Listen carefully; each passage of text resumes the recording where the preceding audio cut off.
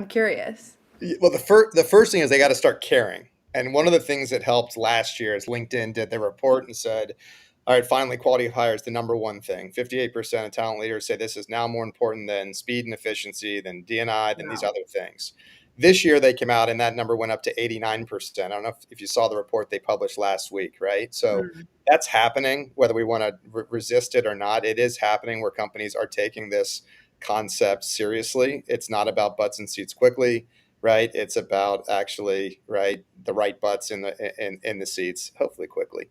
So I think that's the first piece. And so someone has to stand up and care.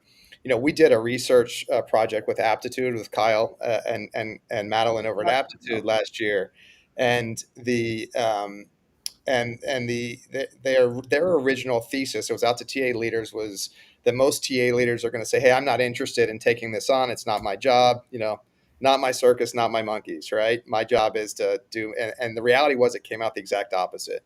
Most TA leaders were saying, no, I want to drive on this, I want to be strategic, I know I don't own the metric per se, I'm one piece of the puzzle here, but I want to own it, to kind of, to stand this thing up. So that has to happen. That's the first thing that has to happen. Is people have to start caring. Someone has to champion this within the industry, acknowledging that it's complicated. The water gets deep quickly. It's not Mhm.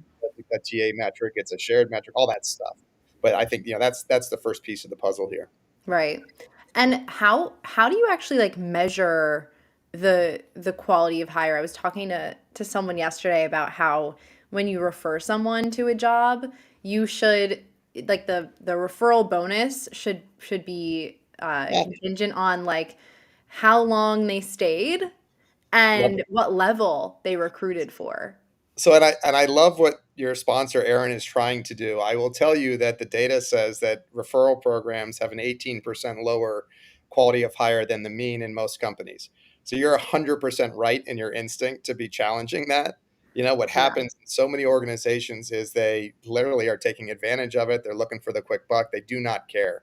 We have some companies like HubSpot, as an example, was a great one, who removed the financial incentive, put the dollars towards more D&I programs, and the quality of hire went up like 2x in terms of the Huh. hires that came in through the referral programs, because the only people you were referring are people that you really thought were right for the job.